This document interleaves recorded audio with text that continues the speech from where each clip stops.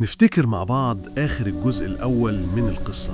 فارس لقى باب الخروج ولقى عربيته، بس لما راح يركبها ويشغلها عشان يهرب ملقاش المفتاح، ولقى الكائن قاعد وراه وبيبصله وبيضحك له. فارس قلبه كان هيقف، مش قادر يصدق اللي بيشوفه.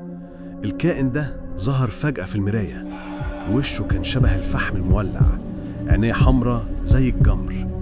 فارس تمالك أعصابه وطلع سكينته من جيبه، بس فجأة الكائن اتبخر واختفى. فارس قلب الدنيا على المفتاح ومش لاقيه. حاول يفتح باب العربية عشان ينزل ويهرب على رجليه، بس الباب مش بيفتح. فجأة حزام الأمان قام محاوط جسمه واتربط في العربية لوحده. العربية كأنها بقت ملبوسة ومبقتش عربيته، وظهر صوت جوه دماغه بيقوله: أهلا بيك في بيتي، انت ضيف مميز وعجبتني ومش هخرجك من هنا. بعدها العربية اتحركت لوحدها، كأن روح الشبح لبستها وبتتحكم فيها، وبدأت تمشي وسط الغابة لوحدها كأنها قررت تاخده في جولة.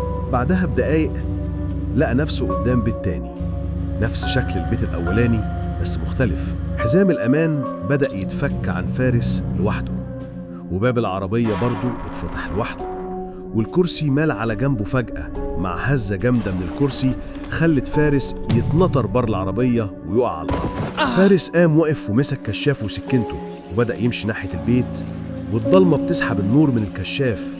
كل ما ينور على حاجة النور يطفي، كأن البيت بيرفض إنه يتشاف.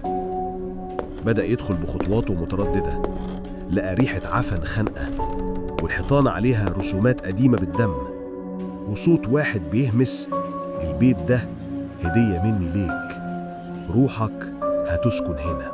دخل وبيبص لقى مراية كبيرة في الصالة، وقف قدامها شاف نفسه طفل صغير، نفس الشكل بتاعه وهو عنده 8 سنين.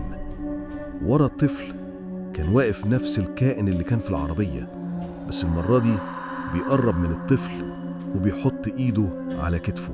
المراية اتكسرت فجأة، وفارس حس بكتفه بينزف، الدم غرق هدومه وكتفه كان بيوجعه كأنه اتقطع. جري بسرعة لأوضة قريبة، قفل الباب عليه وكان بياخد نفسه بالعافية، لكنه سمع صوت خطوات تقيلة جاية ناحيته، وقبل ما يلحق يستخبى الباب اتفتح لوحده ببطء وطلع منه دخان اسود.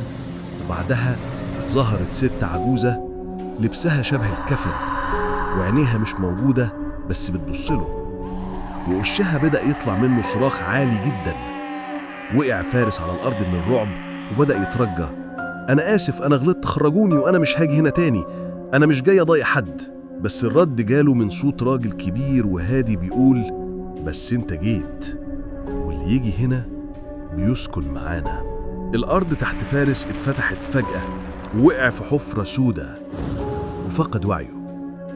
لما صحى لقى نفسه قاعد في أوضة قديمة كلها خيوط عنكبوت وعلى حيطانها رسومات بالدم، وما فيهاش حد، وكان مربوط في سرير حديد.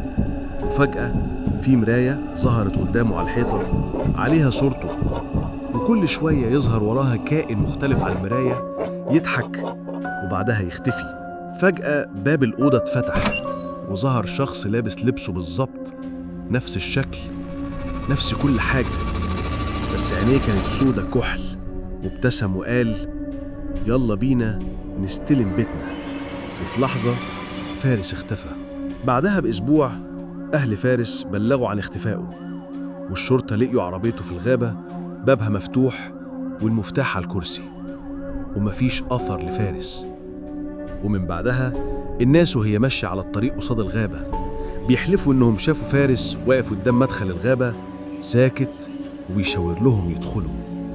لو عجبتك القصة اكتب رأيك في الكومنتات، واعمل منشن لأصحابك اللي بيحبوا المغامرات المرعبة، واشترك عشان يوصلك كل جديد.